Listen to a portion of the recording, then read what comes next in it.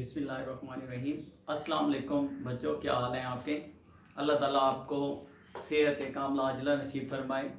आज हम पढ़ने जा रहे हैं टॉपिक केमिस्ट्री का class 9 Rutherford Bohr's atomic theory. Rutherford's atomic model हमने पढ़ा था, उसको उस मॉडल में से कुछ खामियां आई थी, डीमेरिट्स समझ लें, या उसको हम कहते हैं डिफेक्ट्स के रदरफोर्ड एटॉमिक मॉडल के डिफेक्ट्स थे।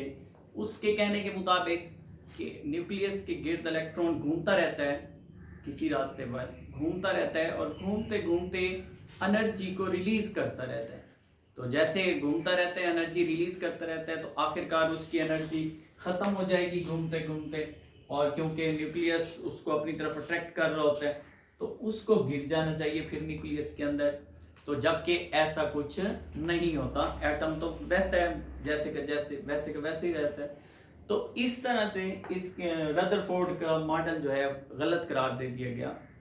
दूसरी गलती उसमें यह थी कि जो एटम है अगर वो कॉन्टिन्यूसली मुसलसल एनर्जी खारिज करता रहता है तो उससे चाहिए कि वो स्पेक्ट्रम, जो एनर्जी का स्पेक्ट्रम लेवल है, वो भी एक कॉन्टिन्यूअस बनाए, यानी कि पहले ज्यादा एनर्जी है, फिर कम है, फिर कम है, फिर उससे कम है, फिर उससे कम है। तो ऐसा होना चाहिए, लेकिन ऐसा भी नहीं होता था। वो कहते हैं कि लाइन स्पेक्ट्रम बनाता है, बिल्कुल स्ट्रेट लाइन स्पेक्ट्रम बनाता है। तो ये दो खामियां थी रदरफोर्ड एटॉमिक मॉडल में। इन खामियों की वजह से फिर एक और साइंटिस्ट आया, बोहर। बोहर ने अपना एक मॉडल पेश किया और उसने सबसे पहले मैक्स प्लांक्स, एक फिजिस्ट था, उसने एक थ्योरी पेश की। उसने ये थ्योरी पेश की कि जो इलेक्ट्रॉन न्यूक्लियस के गिर्द घूमता रहता है एक खास रास्ते पर, तो उसकी एनर्जी फिक्स्ड है, फिक्स्ड एनर्जी रखता है, ना वो कम होती है ना वो ज्यादा होती है। कम या ज्यादा होने के बारे में आगे पढ़ते हैं। जब तक वो घूमता रहता है उसकी एनर्जी फिक्स है, मखसूस है, वो ना ज्यादा हो सकती है ना कम हो सकती है। तो उस मैक्स प्लांक्स की थ्योरी को क्वांटम थ्योरी जिसे कहते हैं, क्वांटम का मतलब ही फिक्स है, क्वांटाइज्ड, मखसूस, फिक्स, यानी कि चेंज नहीं होती। तो इस बोहर ने इसी मैक्स प्लांक की क्वांटम थ्योरी को अपनी थ्योरी का या अपने मॉडल की फाउंडेशन बनाते हुए उसने क्या किया, मॉडल एक अपना पेश किया। उसने कहा कि जो इलेक्ट्रॉन है, सबसे पहले उसी ने इनको एनर्जी लेवल्स का नाम दिया कि जो इलेक्ट्रॉन्स हैं वो किसी एक खास रास्ते पर सर्कुलर शेप में न्यूक्लियस के गिर्द घूमते रहते हैं, और वो जो न्यूक्लियस के गिर्द घूमते रहते हैं उनकी एनर्जी क्या होती है, मखसूस होती है, वो चेंज नहीं होती है। एक बात। दूसरी बात, इसने सबसे पहले ऑर्बिट का भी नाम इसी बोहर ने दिया था इनको, कि ये ऑर्बिट होते हैं जिसके गिर्द इलेक्ट्रॉन न्यूक्लियस के गिर्द घूमते रहते हैं। उस रास्ते को उसने ऑर्बिट का नाम दे दिया। फिर ये भी कह दिया कि एक ऑर्बिट में घूमने वाले इलेक्ट्रॉन की जो एनर्जी है वो क्वांटाइज्ड है, वो नहीं चेंज होती। तो उसने कहा कि ये मकसूद, क्योंकि उसने बोहर की एटॉमिक थ्योरी को बेस बनाया था, मैक्स प्लांक्स की थ्योरी को बेस बनाया था कि क्वांटाइज्ड है उसके मुताबिक। तो उसने कहा कि जो एक शेल के अंदर इलेक्ट्रॉन घूमता रहता है, चाहे वो जितनी देर भी घूमता रहता है, उसकी एनर्जी वही की वही रहती है। उसके बाद अब इसने अपने पोस्टुलेट्स पेश किए, कुछ अपने पॉइंट्स बना दिए कि ये मेरे मॉडल के ये पोस्टुलेट्स हैं, उनको पढ़ते हैं। मफरूजात उसने बनाए। पहला मफरूजा जो उसने बनाया, उसने कहा कि जो एटम है, हाइड्रोजन एटम, हाइड्रोजन एटम वो एक छोटे से न्यूक्लियस और उसके गिर्द एक शेल है, उसमें जिसका रेडियस आर है, आर रेडियस है, उसके गिर्द एक इलेक्ट्रॉन है।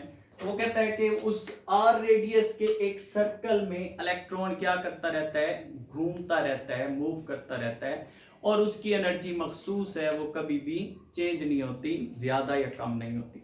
अच्छा, बात अब ये आती है कि जब एक शेल में इलेक्ट्रॉन घूमता रहता है, उसकी एनर्जी चेंज नहीं होती, कम या ज्यादा नहीं होती, तो एनर्जी एब्जॉर्ब या रिलीज कब होती है? ना वो जब तक ये घूमता रहता है तो ना एनर्जी रिलीज करता है ना एब्जॉर्ब करता है। तो किस वक्त रिलीज या एब्जॉर्ब करता है? तो कहा जाता है कि जब, क्योंकि ये जो न्यूक्लियस के करीब वाला शेल है ये लो एनर्जी लेवल, उसके बाहर वाला हाई एनर्जी, उससे बाहर वाला फिर हाई एनर्जी, यानी बाहर की तरफ एनर्जी लेवल में इजाफा होता चला जाता है।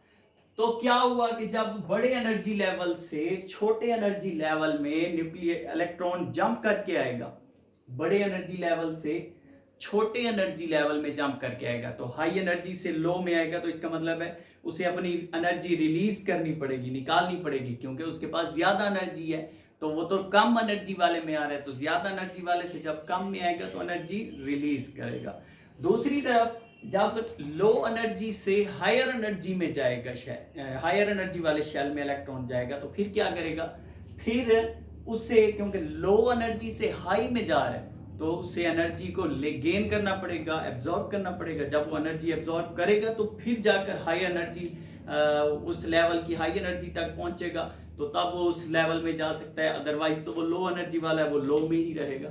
तो इस तरह से जब एक इलेक्ट्रॉन हाई एनर्जी वाले ऑर्बिट से लो एनर्जी वाले ऑर्बिट में जंप करता है तो एनर्जी रिलीज करता है, और जब लो हाई एनर्जी वाले ऑर्बिट में से लो में आता है तो रिलीज करता है, और लो वाले में से हाई में जाता है तो एब्जॉर्ब करता है।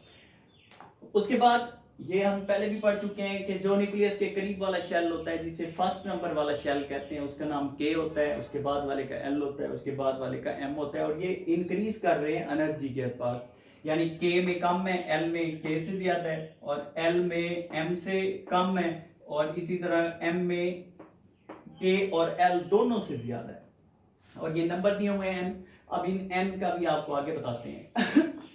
अब क्या हुआ कि एनर्जी रिलीज या एब्जॉर्ब, इसको हम कैसे फाइंड कर सकते हैं? तो वो कहते हैं एनर्जी रिलीज या एब्जॉर्ब को हम फाइंड करने के लिए इक्वेशन इस्तेमाल करते हैं चेंज इन एनर्जी।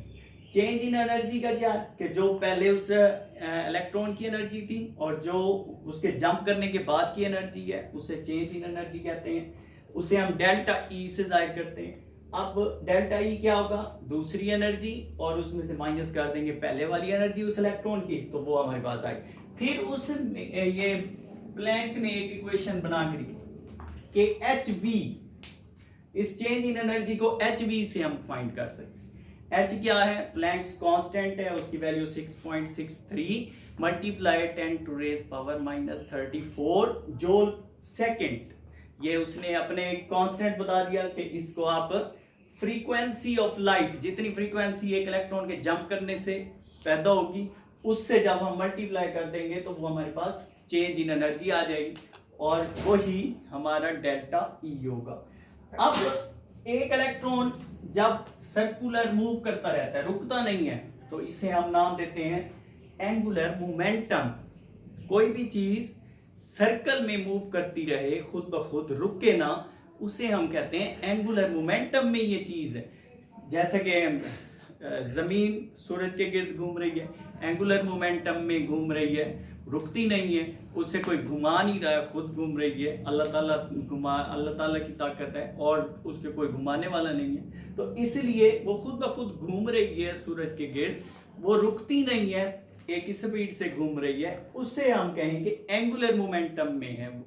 अब इसी तरह इलेक्ट्रॉन भी न्यूक्लियस के गिर्द वैसे ही घूम रहा है, तो वो भी एंगुलर मोमेंटम में है, और उस एंगुलर मोमेंटम का फार्मूला जो होता है फिजिक्स में MVR होता है।